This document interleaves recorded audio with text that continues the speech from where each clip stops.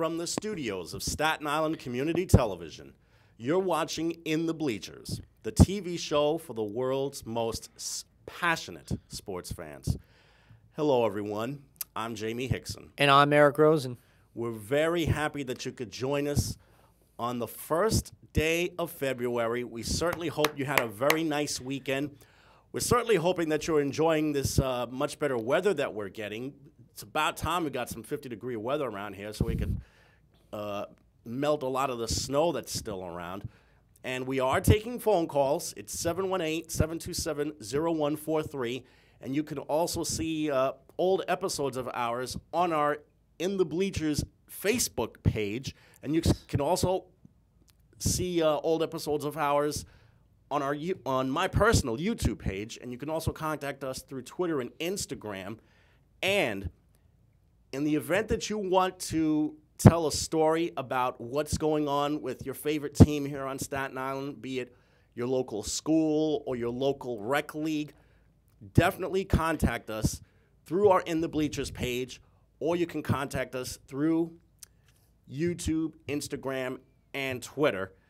And this past weekend was rather quiet, considering that it's the weekend before the Super Bowl, but just because it was quiet doesn't mean that there was nothing going on, correct? Not at all. Yesterday, of course, Sunday, besides watching Fox's incredible adaptation of my favorite musical, Grease, I also happened to watch the 2016 NFL Pro Bowl. It's sort of the all-star game for the NFL. This is where the top players voted in by the fans, get to go to Hawaii, of course, for free, and get a nice payday out of it, as well as their agents taking the 10-15% from them. Yeah. And they did it in a sort of fantasy league draft style with teams Michael Irvin and Team Jerry Rice. And guess who won? I think it was Team Irvin that won, didn't it? Yep. 47-21 was the score? 49-27. 49-27, yeah. I didn't even bother watching the Pro Bowl because, unfortunately, I've grown really disenchanted with the way the Pro Bowl has declined in popularity, but I would think that it still got its share of ratings through ESPN. Well, it had people watching because, believe me, not everybody's a fan of musicals. So for those football fans, they probably just watched this to pass the time.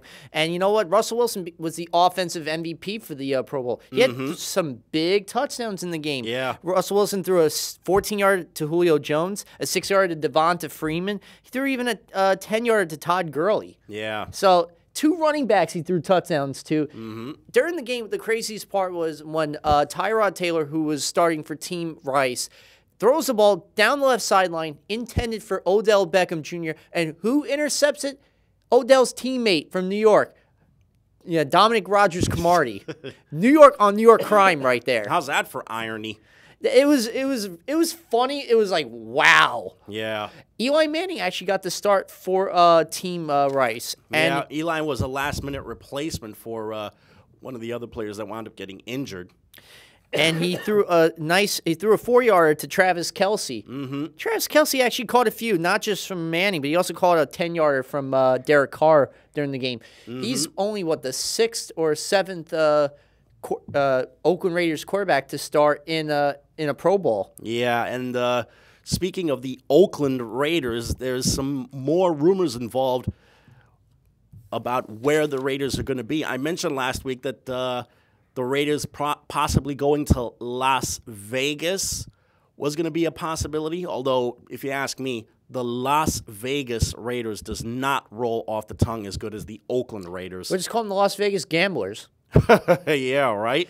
Many years ago in the old USFL, there used to be a team called the Houston Gamblers, and their quarterback is a current Hall of Famer, Jim Kelly. Oh, wow. Jim Kelly speaking, because this is Super Bowl week, the Bills, of course, those 4 straight Super Bowls, 25, 26, 27, and 28, all losses by the Bills. The worst one was Super Bowl 27, Yep, honestly. And the Bills became the subject of an ESPN 30 for 30 special because of that 0 for 4 in the big game. The worst one, though, in terms that really hurt was probably Super Bowl 25 when they lost to the Giants 2019. Scott Norwood wide right from 23 yards. It was practically a chip shot field goal that he should have easily made. That just goes to show you that, well, I don't know about chip shot because it was a 47-yard attempt, and those are pretty difficult odds for any kicker to try and make. 47 yards. It's not a sure thing, but at the same time, it just goes to show you can never really rely solely on your kicking game to try and win it down the stretch. You have to try and be accurate with your running or passing game. That was the one that Phil Simms wasn't a part of, I recall. Mm-hmm. Yeah, his backup was in there because Phil Simms got injured during the season. Phil Simms broke his foot during the last quarter of the season, and Jeff Hostetler took over as the backup, and he had a magical run into the Super Bowl. It was really, and of course you had the Big Blue Wrecking Crew defense with Lawrence Taylor.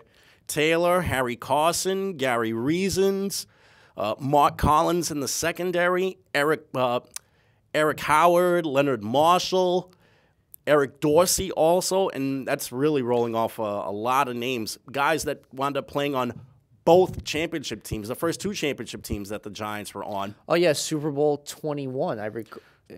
Super Bowl 21 was where it all got started for them.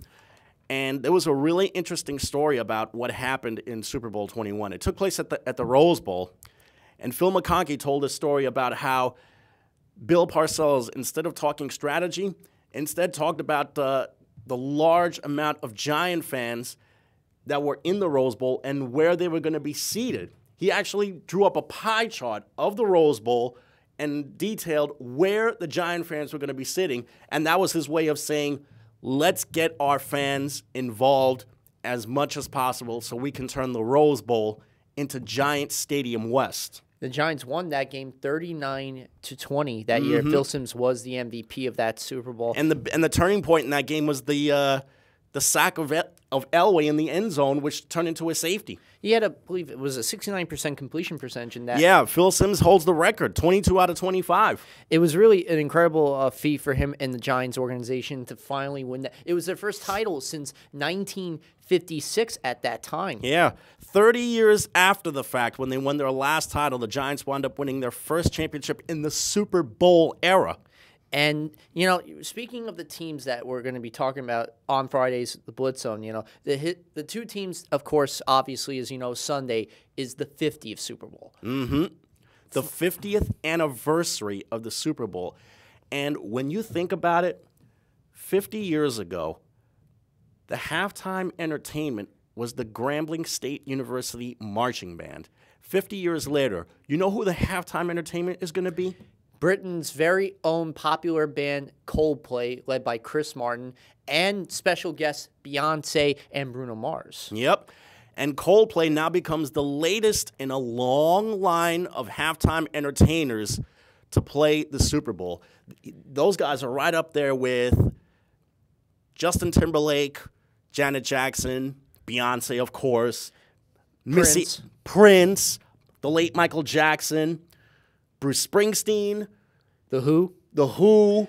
You had Tom Petty and the Heartbreakers. That was Super Bowl 42, and the Giants won 17-14 that year. And this also shows that the Super Bowl is more than just the game anymore. It's a lot of entertainment. It's a whole bunch of corporate sponsorship. It's the commercials itself. It's become one big extravaganza. It's a holiday. It's literally a holiday. They call it Super Bowl Sunday for a reason. Because it's not just the game itself. Yes, there is the game, of course. That's the center of it all. But you have the commercials that are now $5 million.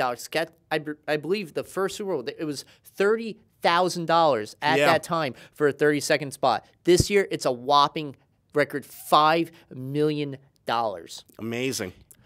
5 million, and not many people, and they haven't. I don't think they've sold most of their commercials, or probably will be selling most of their commercials, or will be up there. And a lot of studios like Universal, Disney, all the big movie studios are buying ads for their big movies coming up. And my guess is the biggest show is going to be the new Batman versus Superman movie. which is Dawn of Justice. which is coming out in March. So you know they're going to be doing some heavy advertising for that film. And, of course, for May, you know, for summer blockbuster films. Yeah, there's going to be X-Men. There's going to be... Captain America Civil War. Yeah, Captain America Civil War, where we're going to be seeing appearances by Iron Man, and if I'm not mistaken, the Incredible Hulk, too. No, the Hulk actually and Thor won't be in this particular film, but it will be the Civil War storyline between Captain America and Iron Man when they were forced to sign the Accountability Act. So you see sort of a splinter between that faction. They're calling it Avengers 2.5. Amazing. So you know they're going to do some heavy advertisement for that, and some other films that are going to be coming out later in the year for sure. And on top of that, you got Anheuser-Busch InBev, which is now the name of the company because they were bought by a German conglomerate. Yeah. And even though it's been an American institution for so many years. And I just saw a sneak peek of the new Bud Light spot that Seth Rogen and Amy Schumer are going to be collaborating on. Yeah, it's a Bud Light party, if you will. You know, amazing. What two better people to party with than with Seth Rogen and Amy Schumer? Amy, who loves to drink in most of her films and Seth, who likes to get high on weed. It's a match made in advertising heaven. And they're the funniest people. And I know that kind of sounded judgmental when I just said that about what they like to do, but I have no judgment against them. I think they're awesome, funny people. Just to give you an idea, Seth Rogen, of course, has done Pineapple Express and Knocked Up and Superbad and several other movies. 40-Year-Old Virgin. The 40-Year-Old Virgin, of course, which was one of the most brilliantly written comedies of the last 10 years or so. And, of course, Amy Schumer, who's best known for her cable show and also did Trainwreck last summer, which was a huge success. And I'll bet you didn't know this, but her cousin is the Senator Charles Schumer. Oh, yeah. And in fact, because they were talking about, gun right or about gun control and all that, but I don't want to get too much into that because we don't want to dampen the show too much. Yep. Even though today is a political day, but for all those people in Iowa, for any Democrat or Republican, they're all going to be going to their local town halls or precincts to caucus for who they want representing them. So, today, that's the other thing about this particular year. It's political season on top of the fact that this Sunday is the biggest game. And I mentioned, how about the food? The food. Oh, brother. This is going to be a takeout joint's paradise for this weekend. It's been estimated that about, 40 or 50 million pounds of buffalo wings are going to be consumed this coming weekend. And on top of that, how about millions upon millions of pizza boxes? Oh, brother. Yeah, so Domino's, Pizza Hut, Papa John's, and your local mom and pop shop that you should actually get pizza from. Yeah. Not the big conglomerate companies. But whatever, hey, wherever floats your boat, those pizzas are going to be ordered. Then you got lots of potato chips that are going to be there. You know it. A whole lot of dip, too. If you're going to have potato chips, you got to have that dip. You got to have onion dip. I'm sorry. When it comes, onion dip with potato chips. And if you're going to have tortilla chips, salsa, queso, or my favorite, freshly made guacamole. Of course, with this being Super Bowl week, both of the teams fly into Santa Clara, California, within the span of a day or so. Yesterday. Yep, just yesterday to be exact. And upcoming is going to be Media Day. I think they had it. They had it today for the first time. Usually they have it on Tuesday, Media Day. I think they had it today. I could be wrong on that. So they've already made it to Santa Clara, and they've already had Media Day. But this is just going to be the first of, I would say, maybe 3 or 4 days in a row of players talking to the media. And you know that there's going to be a whole bunch of crazy stuff happening. For example, Tom Brady being basically video bombed by some girl from the Spanish media asking him to marry her. That was one thing. That's always happened. In Super Bowls, you always have that one crazy journalist, if they call themselves journalists, who makes the outrageous questions of, will you marry me? Or they'll wear some outrageous costume like it's Comic-Con so they can get noticed. Or you could probably see some YouTube stars make their way over to Super Bowl media week because YouTube has quickly become the phenomenon all over the world. I remember a few years ago, or was it last year when it was on NBC, Tara Lipinski and Johnny Weir, who were part of the Super Bowl broadcast, actually were at Media Day in some very, I wouldn't call my first choice of costumes to wear, but they did. And so you do see some people that come out and surprise you sometimes in happy ways and some weird ones and some not so good ones. But it really depends on your take. Of course, since this is Super Bowl week, how far back do you remember watching your very first Super Bowl? My first Super Bowl, honestly, that I remember was the Patriots Packers Super Bowl 31. Yep. And that was the year when Desmond had won the MVP. In fact, he went for over 150 all-purpose yards in that game. It wasn't just Brett Favre, but it was the first Super Bowl victory for them since the second one. Yep. When they beat the Oakland Raiders. My first Super Bowl memory, Super Bowl 16. And I remember it well because I was actually on vacation the night of the game when the 49ers played the Bengals. That was the first of two Super Bowls they put against each other. And the 49ers wound up beating the Bengals in both games in Soup 16 and then Soup 23. That was the 23-16 Super Bowl, I believe, that second one. I think it was 20-16. 20-16 was the second one. The first one, the Niners and the Bengals played each other in New Orleans.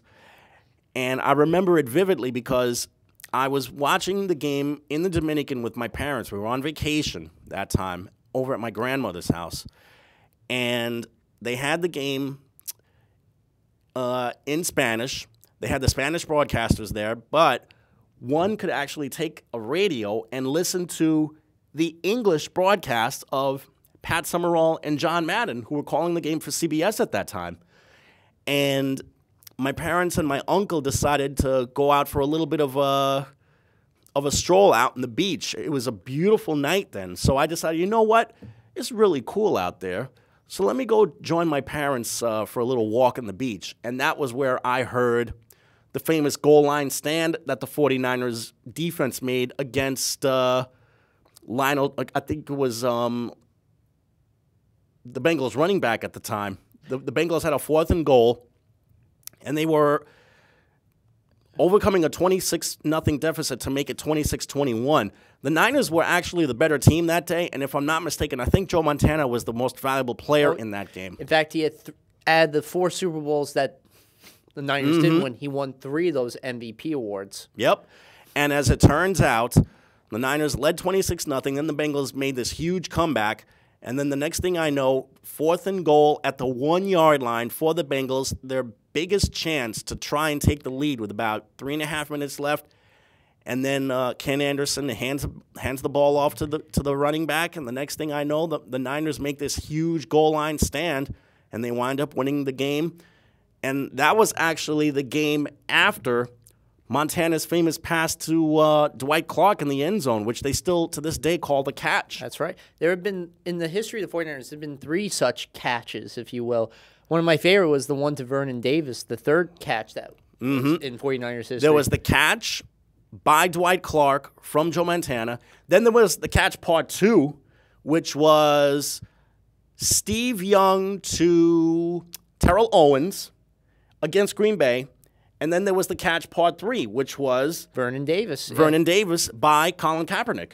And Alex Smith. Alex Smith, whose team was 2 victories away from getting to Super Bowl, but unfortunately they lost in the divisional round to the Patriots. But you know the 2 teams that are in this year's Super Bowl, you have the Denver Broncos representing the AFC. This is their 8th Super Bowl appearance. And all the Super Bowls they've been in, there have been a lot of firsts in the Super Bowls they've been in. Yeah. You look at Super Bowl 12 when they lost to the Cowboys 27-10. That was their first appearance. First appearance, the first time a game's been played in prime time, because up until then it was all afternoon games, like the World Series. Yeah. And now that it became a primetime game. It was the first time ever in a domed stadium because it was in New Orleans at Tulane University for the time. And they lost 27-10. It was the only time when 2 people won the MVP, Randy White, course, and the other player that's eluding me right now, both defensive players. They had 7 big turnovers that Doomsday defense. It was Craig Morton, the former Cowboy, versus Roger Staubach. Yeah. The Orange Crush versus the Doomsday defense. Then the Giants won, as you mentioned, Super Bowl 21. They lost 39-20. That was when you had the record for completions. Then the Redskins-Broncos Super Bowl 22 the following year. And to think, the Broncos actually had a 10-0 lead, and then this rookie running back, Timmy Smith, runs roughshod against them, getting 200 yards on the ground. And Doug Williams becomes the first African-American starting quarterback. In fact, they had the most points ever scored in one half, 42, not 35. Yep. And on top of that, 4 touchdowns, all from Doug Williams in the first half. Yep. It was really a spectacular performance. And it was a 42-10 final score, and then came their Super Bowl 24 dud, which they played against the Niners. Final score was 55-10. Yep. Just to give you an idea how bad that Super Bowl was, the night of the game, a murder actually took place at somebody's house. A man wanted to continue watching the game, and the woman basically wanted to watch something else, and the man said no. And as it turns out, that woman wound up taking a fork and wound up stabbing her husband in the neck to death. That was the one thing that I remember from the headlines the next day. Jesus Christ! This murder over a Super Bowl. That's just so messed up. There's another word I would like to say, but we're on the Family Network. I know. It's just really messed up. But then finally came John Elway's first championship. They wound up beating the Packers. Terrell Davis had 155 rushing yards, became the MVP for that Super Bowl. That was January 98. And then the following year, Elway officially ended his career with his second straight championship. Of course, the Broncos, I hate to do this to you, the Broncos had to go through the Jets in the AFC title game to do it. Thank you so much for that reminder. Yeah. That was when Vinny Testaverde was the starting quarterback for the Jets. And they had, that was one of the most promising years in Jets history. Yeah. The Jets actually had a lead going into the fourth quarter. They could have won that game, but Elway was just a better player then. Not only that, but they had to deal with these horrific conditions in Denver. There was a howling wind all throughout the old Mile High Stadium. They actually missed a field goal because the wind pushed it to the right. And then, unfortunately, they did lose. And you know what's crazy? They go into Super Bowl 33, and Elway goes up against his old coach, Dan Reeves, and the Atlanta Falcons. And they beat them 34-19. And he was 38 years old when he started the game, which at the time was a record up until his new pupil as GM, Peyton Manning, this year, eclipsed him by another year, 39. Yep. And then came just a couple of years ago that other disaster that took place at MetLife Stadium, the first Super Bowl ever held in a cold weather city, which is New York. Not domed. Yeah. Yeah, and not domed either. And the Broncos wound up having their heads handed to them by the Seahawks, and Malcolm Smith got a pick 6 in the game. It was also Peyton Manning's first appearance in the Super Bowl as a Denver Bronco. But something tells me this time, Malcolm Smith won the MVP. Yeah, in fact. Malcolm Smith was the most valuable player. Now Manning is going to be playing in his 4th Super Bowl in his career. My sentimental pick right now is the Broncos, because it would be really nice to see Peyton Manning have that last rodeo if it's true, like what he said to Bill Belichick a week ago, that maybe this would be his last rodeo. Me, I'm not even making my pick right now. You're going to have to watch the final minutes of our Super Bowl 50 special on the Blitz on Friday. Everybody's been asking me, Eric, who you picking? Who you picking? Who you picking? I'm telling everybody the same thing. Watch the Blitz on Friday. Towards the end of the show, I still don't have my pick. I am not even sure where I'm going. My head's going a mile away, not a mile away, but it's really difficult. There's so many things to factor in, but I'll say this. This is going to be a Super Bowl unlike we've ever seen. This is where this could be the greatest Super Bowl. We've been saying that for years and years and years. Everybody thought that last year was the greatest Super Bowl. It was all right. It was competitive, but to be honest with you, probably the greatest Super Bowl of all time, Super Bowl 42, when the Giants beat the Patriots. Well, there was so much riding on that game. You had a team going for an undefeated season, going up against a team that was basically overlooked. And you talk about that undefeated season, that the Patriots were trying to have. The last team to do that was the 72 Dolphins, who beat the Redskins 14-7. Yeah, the famous Garo Yepremian game. And it was they blew the shutout in the last 2 minutes. Mm-hmm. In fact, that's the record for the most minutes gone without a score from one team. Yep. And there's never been a shutout in a Super Bowl game before. There's never been a shutout. There's never been overtime. And no host team has actually ever been in the Super Bowl. Unless you count the Rams when they played in the Rose Bowl against the Steelers all those years ago. But at that time, the Rams were playing in the L.A. Coliseum. I know. Which is not too far from the Rose Bowl. It's about half hour, 45 minutes away. But yes, you talk about greatest games. Peter King from Sports Illustrated, one of my favorite reporters. Yep. He declared his favorite Super Bowl, the only Super Bowl that the Panthers were even involved in, Super Bowl 38. That was the game where nobody scored in the first and third quarter. The longest period where neither team scored was 26 minutes. Yeah. That's a record that still holds today. Mm-hmm. It came down to a 40-yard field goal with 4 seconds to go by Adam Vinatieri, and the Panthers lost to the Patriots 32-29. This was in Houston. Yeah, it was in Houston. And it was a very well-played Super Bowl by both of those teams. Great defense in the first and third quarters, but in the end, Tom Brady once again showed why he is the best quarterback in this game. Well, it also had the defense of the Patriots. So you had Ty Law, Richard Seymour, Mike Vrabel, Teddy Bruschi, just to name a few players right there. Guys Teddy Bruschi, of course, who I think is now working with ESPN. That's right. Teddy Bruschi, he was the man. He was really one of my favorite linebackers, even though, yes, he was a Patriot, but the guy knew how to play his position And he was also a guy who was a feel-good story. This was a guy who had a very serious heart condition. In fact, he wound up suffering a stroke. He wound up suffering a stroke, and it wound up costing him almost an entire season. And somehow he was able to bounce back the following year, play in the game, even played into the Super Bowl, and overall he wound up having a really good career at the Pats.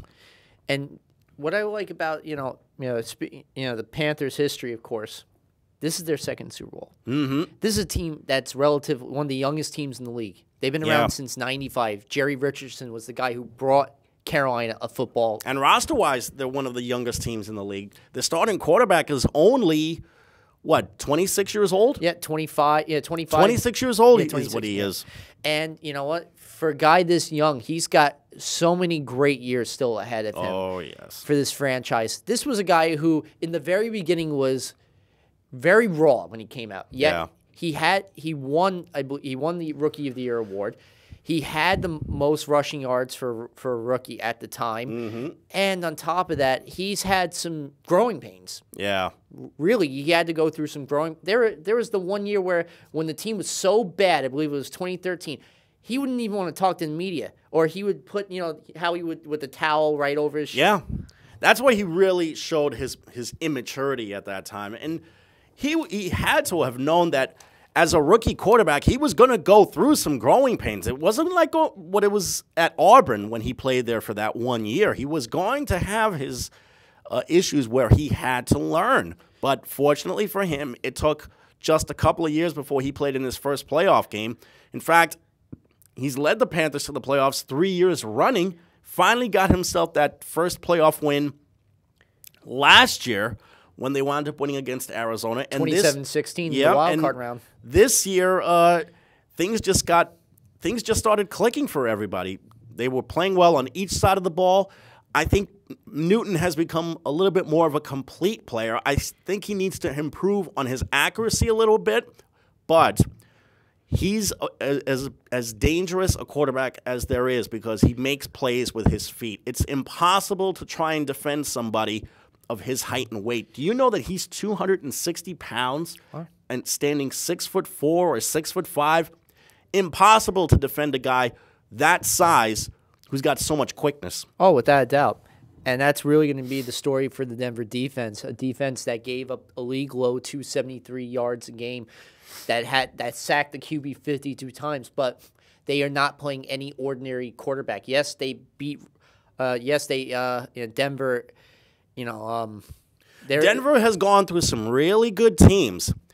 They went through Pittsburgh, which had Ben Roethlisberger, went through New England, which had Tom Brady. Cam Newton was no slouch himself. I mean, he beat a two-time defending NFC champion, Russell Wilson, to get to the NFC title game.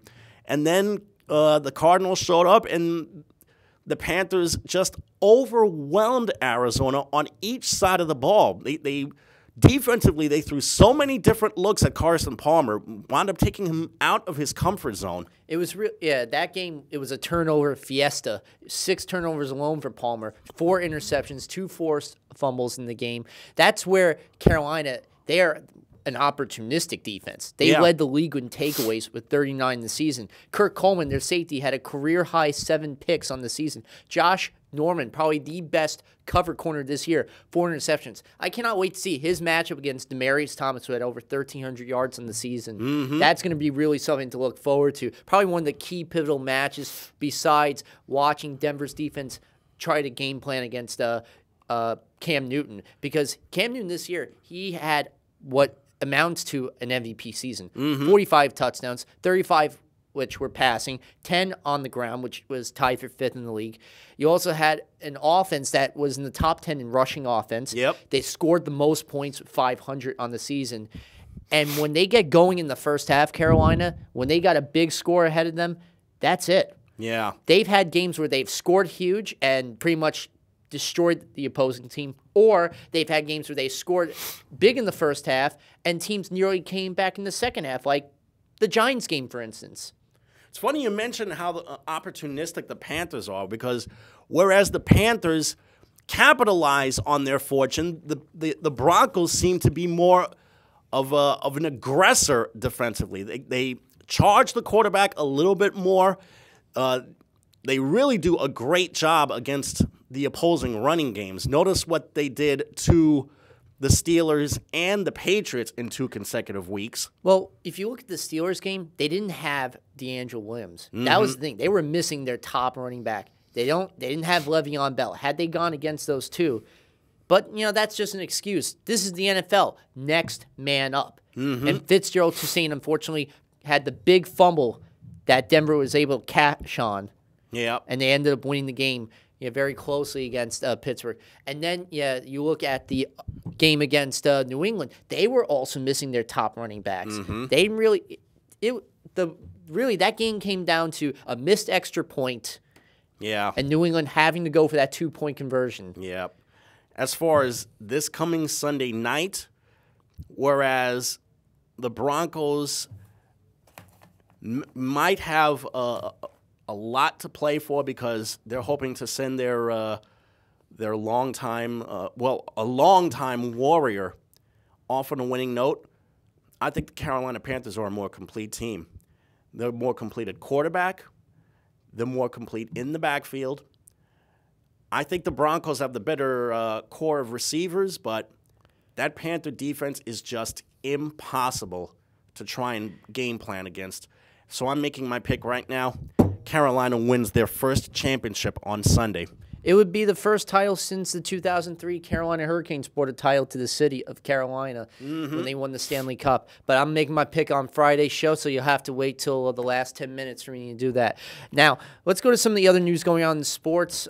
Just the quick skinny right here. In the world of boxing, Sergey the Crusher Kovalev was able to defend all of his light heavyweight championships against Jean Pascal for the second time in Montreal in front of a sellout crowd. Knocked him and out early in the 8th round. That was when Pascal's trainer, Freddie Roach, that's a familiar name in boxing. I think he was Pacquiao's trainer. That's right. Yeah, decided to wave the white towel and ended the match. It was an easier time for Kovalev, unlike the last match. In fact, he was able to land 40% of his punches against Pascal. Yep. And now with this victory and all of his titles in hand, he's looking to get that eventual match against Andre Ward, the undefeated former super middle heavyweight champion who's now moved up to the light heavyweight circuit. Yep.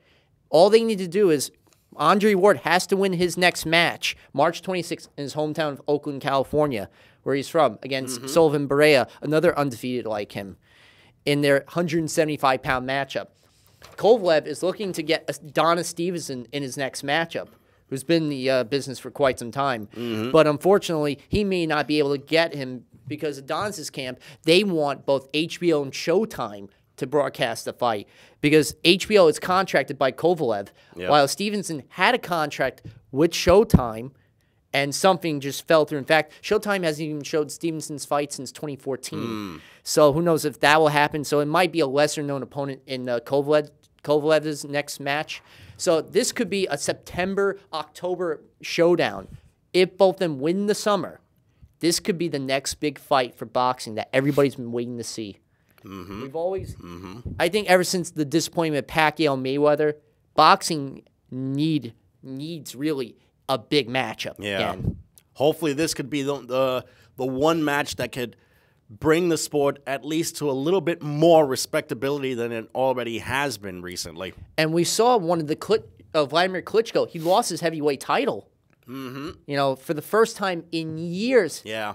You know, after, what was it, 66 fights he's been in his entire career. Yeah. Now, in the world of tennis, of course, we had the Australian Open, the first Grand Slam tournament this past year. And in the men's final, Novak Djokovic won his 11th overall title, tying with Rod Laver and Bjorn Borg for fourth overall in the history of in the Open era with 11 titles. He defeated Andy Murray, the Scotsman, 6-1, 7-5, 7-6 in 3 straight sets. Right. And when he held, break point in the opening game of the match, it was a bad matchup for Andy Murray and with the forehand that he had.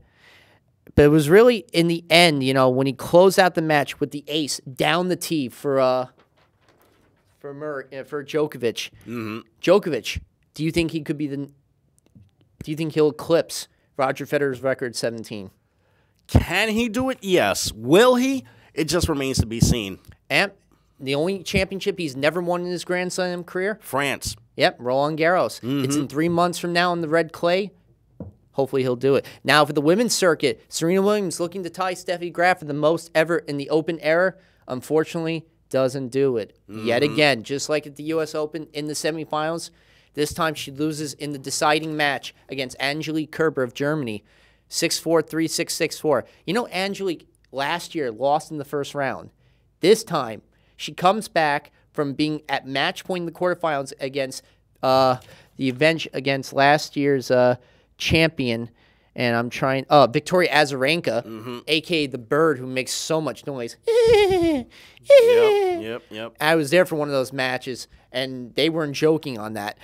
And then she goes in the semifinals against the surprising player Joanna Konta, and then she goes against Williams, who actually defeated Sharapova in the semifinals to get to the final matchup. Yep.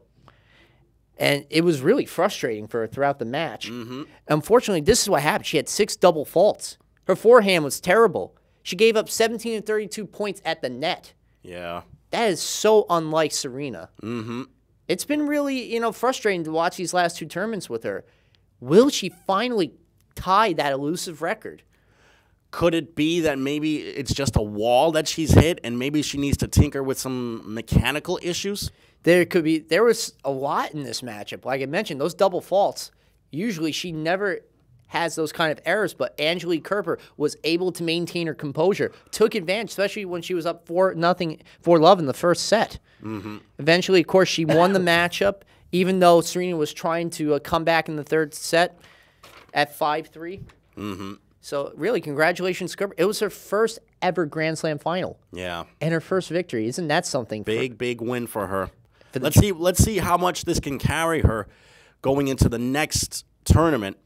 Now in the men's college basketball, of course, number 1 is still the Oklahoma Sooners. Buddy Hield could be the national player of this year. And the big story in the men's top 25 is that Duke officially dropped out of the top 25. First time that's happened in 9 years. Which is really saying something for a prestigious program like Duke. Duke's been very, very up and down this season.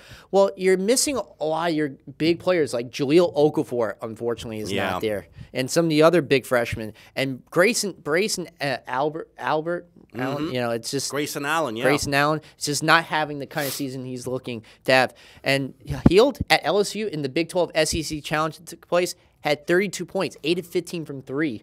There have been some who have said that there's no one dominant team this year that people can point to and say that they will win the national championship. But look out for Oklahoma, especially that kid that they have, Buddy Hield.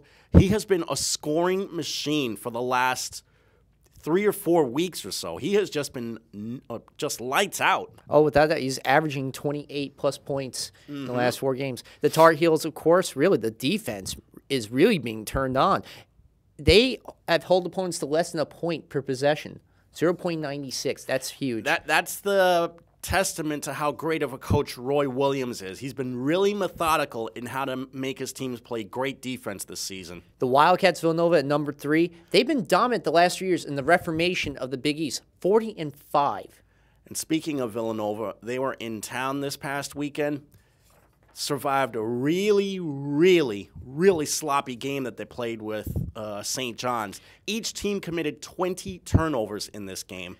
And as it turns out, Villanova broke open a 1-point halftime game. And this was without their star, Ryan Arcidiacono, not having his best game. And they were still able to win by 15. It was... And now it's, 12 straight losses that St. John's has had. Yeah. This has been one of the most disappointing years I've ever seen the Red Storms play. Well, this is what happens when you have a team like St. John's, which has a coaching change and has to rebuild on the fly. They're rebuilding with graduate transfers. They're rebuilding with freshmen. Look out for them, though.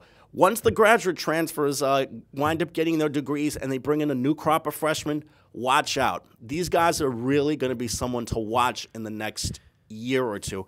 And they have one of the best recruiting classes. Some say it's the best recruiting class in the Big East going into next season.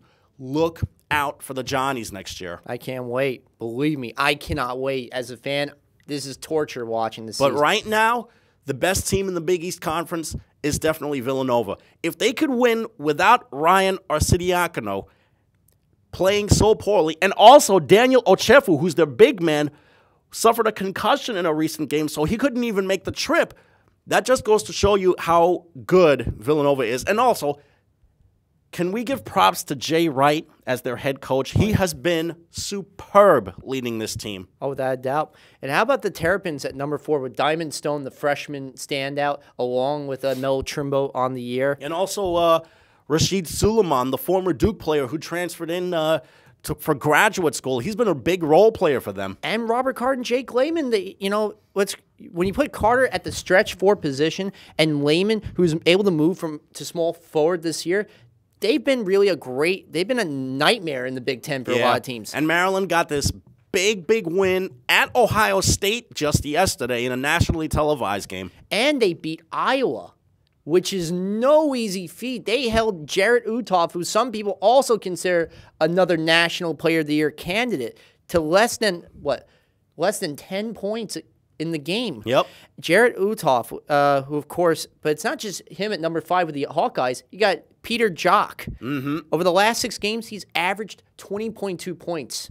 This has really been a great year for McCaffrey and the Hawkeyes. Yeah. And then the Musketeers of Xavier, another great team in the Big East. Yes, sir. Chris Mack, they are really utilizing the 1-3-1. Yeah. It's a really intrinsic offense and defense that they use, where they like to switch from zone to man to man.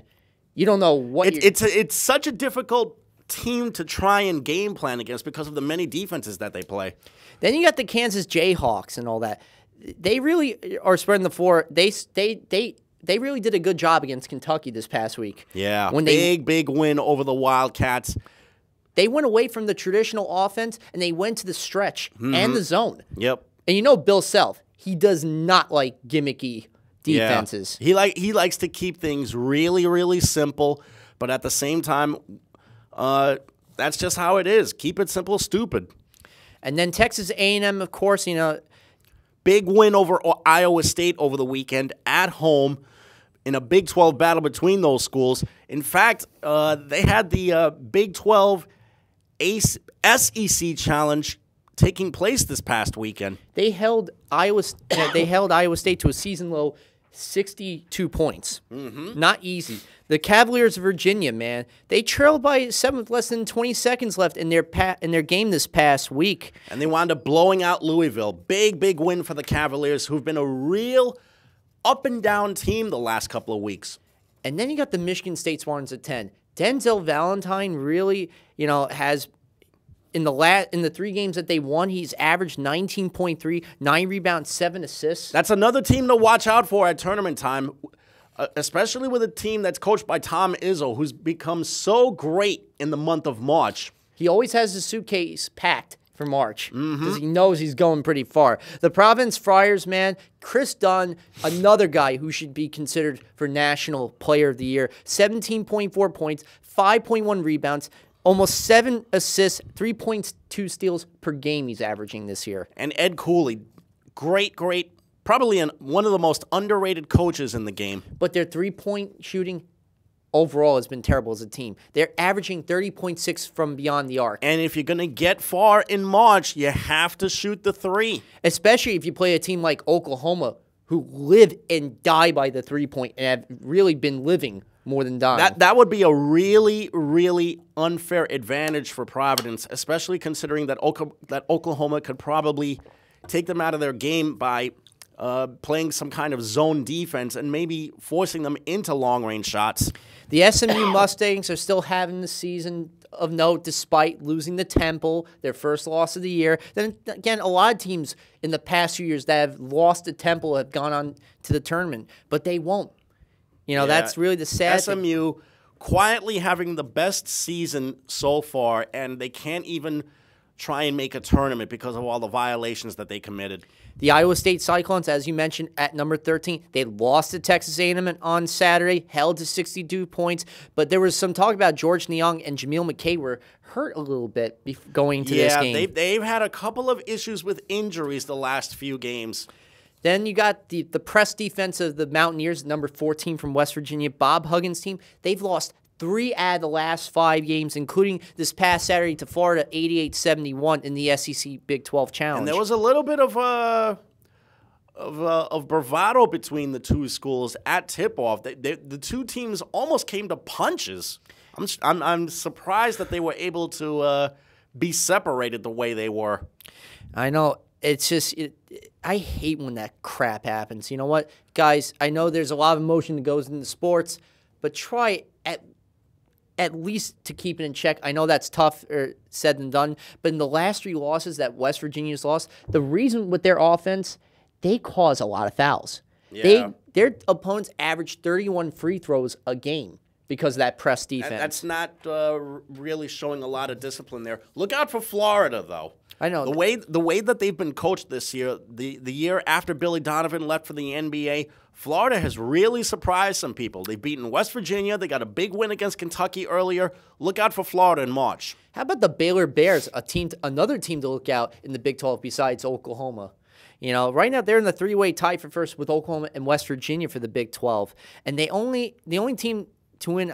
They're the only team that beat Iowa State in Ames. Mm-hmm. Or actually, in Ames. Yeah. And then, they still got to play Oklahoma. They got to play West Virginia twice. They're one of the only few teams without a really bad loss on the year, too. So, yeah, you got to look out for them. The Oregon Ducks were the only team in 49 straight home wins for Arizona. They're the only team to end that streak. And Oregon wound up sweeping a road trip against the Arizona squads. That's another team to watch out for sometime in March. And it's really Casey Benson, the point guard they brought in. Really somebody to look at. Angel Rodriguez and the Miami Hurricanes at number 17. They did lose by 16 to North Carolina State after a huge victory over Duke. That's just classic letdown there. The same thing that happened to Puerto Rico tip-off when they won that and they lost to Northeastern. Yeah. The Purdue Boilermakers, A.J. Hammond's a defensive nightmare to go. He had 32 points Saturday in their victory over Nebraska, 14-17 shooting, 11 boards, 5 assists, 4 blocks, and a steal. Yep. He's one of the guys to look out for that team from West Lafayette. You got the Louisville Cardinals tonight. They are playing North Carolina. Yeah, big contest for both of those schools. Then you got the Kentucky Wildcats 20. Derek Willis inserting him into the stretch four has worked out. The Wichita State Shockers are finally back. Yep. Since Fred VanVleet returned from his injury, the Shockers have been 15-1. The Hoosiers are number 22. They lost to Duke, but they're 13-1. When they beat one team they only beat one team that was likely to make the playoffs during that stretch run. Yeah. Notre Dame. At 23, you got the Wildcats, Arizona. 24, the Dayton Flyers. 25, the South Carolina Gamecocks. Dayton and South Carolina make their way back into the top 25 after being absent for a short time. What about the St. Mary's Gales? Really, they've been shooting 43.6% of their threes on the season. Yeah. Unfortunately, they have not really beaten anyone of substance this year. And if they're going to try and make the NCAAs, they're going to have to win the West Coast tournament. I think that this guy, Emmett Nair, they're calling him Buddy Hield Light, which is saying something. He's the leading scorer from St. Mary's. He's shooting 54% from the field, 57 from three-point, and 84 from the line. Scary. Really scary. The Havoc of VCU, they've won 11 straight. Yeah. And you know what? And they're leading the Atlantic 10 conference now. And the USC Trojans, the fast pace of Andy Enfield's team, man, worked well with Florida Gulf Coast. Now, bringing that to USC. And we heard recently we had the All-Star games for the NHL. Yeah, the NHL had its All-Star game in its new format take place yesterday in Nashville. They wound up having the Atlantic Division going up against the Metropolitan Division in the East. And then out west, you had, I think it was the Central against the Pacific or the Northwest against the Pacific. And the Atlantic beat the Metro 4-3. In fact, the game-winning goal was by P.K. Subban, the defensive player from Montreal, with, I think, less than a minute to go in that game. And the other game, the Pacific destroyed the Central 9-2. Yeah. In fact, there were 2 goals from John Scott, who was considered the MVP for the All-Star game. Yep, and it was the first game with the 3-on-3 format where they had, instead of the conferences going against each other, you had the divisions within the conference going against each other before they played each other for the big game. And it was the Atlantic versus the Pacific, and the Pacific won 1-0 on the game-winning goal by Corey Perry of the Anaheim Ducks. And guess who became the most valuable player of that All-Star game? The same guy who was the subject of so much talk because he was the subject of a fan vote, which was the first fan vote that the NHL has had for their All-Star game. John Scott. Yep. The same John Scott who started the year. By the way, he's an ex-Ranger. He's been with a whole bunch of teams. He's been with Minnesota. He played with Buffalo for a couple of years, also played in Chicago. Most recently was with the Phoenix Coyotes and then got traded to Montreal and wound up getting demoted to the minor leagues simply because he got voted into the All-Star game via a fan vote. Do you know that the NHL had the nerve to call this guy up and ask him, do you think your kids would be proud of you if you were to go to an All-Star game with your numbers? Do you know how much of a proud time this is for this guy? A guy who busted his butt to get to where he is. Grew up in Ontario, never got drafted. Actually, he didn't get drafted. He wound up going from Ontario to Michigan Tech to play college hockey, was not even drafted. So he wound up taking his game to the AHL, finally got his chance into the big time with the Minnesota Wild, and now here he is, MVP of the All-Star game. Well, Gary Bettman and the rest of that people have no right to even call upon anybody's credibility or anybody's happiness or judgment or anything, because he's the last guy to judge any person. And just to give you an idea, this whole All-Star thing, he actually took this as a joke, because you figure a guy like him, who, by the way, has 3 NHL goals for his entire 5-year career, 6'6", 240, maybe 250 pounds of complete brute strength. You know he's a guy who's going to take his share of penalty minutes.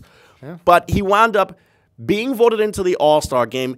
He thought it was hilarious, personally, that a guy with his skill set wound up being voted in. But the way the NHL just organized this whole thing, not only ordering for him to be demoted to the minors, but not even allowing for him to be in the All-Star game in the first place. It just goes to show you how dreadful the way things are being run in the NHL. Do you know Gary Bettman got a contract extension? Well, of course, because you know what?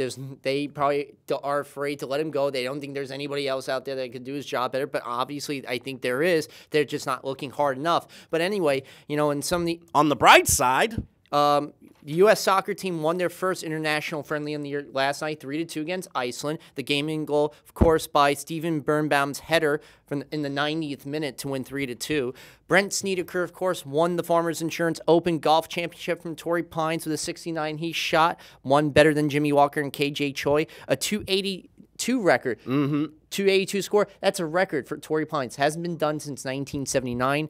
We also found out Calvin Megatron Johnson will be retiring following this. It's not definite, though. He said he's considering retirement. He's even informed the Lions that he's really seriously thinking about retiring. When you think about it, can you blame him? He's played 138 out of a possible 144 games in 9 NFL seasons. He's had one leg injury after another, and somehow he's been able to remain durable for almost every game that he's played for with the Lions. But there are times where he wasn't playing 100% or with the same quickness that he used to have years. In fact, 2 years ago, he was, he was 24 yards shy of becoming the first 2,000-yard receiver in NFL history. And can you really blame him if he wants to call it a career after 9 seasons? Now, as far as what's going on in the NBA, just last night, the Warriors, of the best record in the NBA, were in town, and they wound up putting a hurting on the Knicks. Just like no every surprise. Other team. And on the other side of the bridge, the Nets are still horrible. Wound up dropping a game to the New Orleans Pelicans. What are they? This year's Knicks? They're 12-36 on the year. Actually, the Sixers are this year's Knicks, and the Sixers are putrid. And that's no surprise. They're just getting that for draft picks. Yeah, and just yesterday, I wound up seeing that Bulls-Clippers game on television. Tell you what, the Clippers are actually a different team. They're actually better without the injured Blake Griffin, who, by the way, got into a bit of a fist fight with the assistant trainer a few weeks ago. That's why he's been missing so much time. So he's been the subject of some controversy off the field. Yep. And unfortunately for you, well, we know it's less than, 3 weeks to 11 days to pitchers and catchers. Mm-hmm. But for you Yankee fans, your first baseman of the future will be missing the entire 2016 season, Greg Bird. Greg Bird wound up tearing a labrum in his shoulder, so he has to undergo surgery, out for the year. Now Mark Teixeira is going to have to pray that he keeps his good health in order, because he has to be the everyday first baseman this coming season. When Greg Bird took over for Teixeira in August following his season-ending injury, he was terrific. Hit 11 home runs, has to cut down on his strikeouts, but he was just tremendous for them down the stretch. Yeah, 31 ribbies and a 261 batting average. Mm-hmm. Not bad for a guy who had to come in and replace, the big starting everyday first baseman. As for the Mets, I can't wait to see what happens with the starting four. Yep. They officially re-signed Yoenis Cespedes. They're going to have a really crowded outfield. Starting pitching is going to be crucial for them. If they can all keep their good health, look out. I think they might challenge for the Eastern Division title again, if not for the National League pennant. But, folks, that's going to do it for us. We certainly hope that you enjoyed this show. Thanks to Kenny on the other side of the glass. And thank you, Eric, as always. Thank you, Jamie. I love being here. For everyone here, I'm Jamie. And I'm Eric. Enjoy the games, folks. Good night. Peace.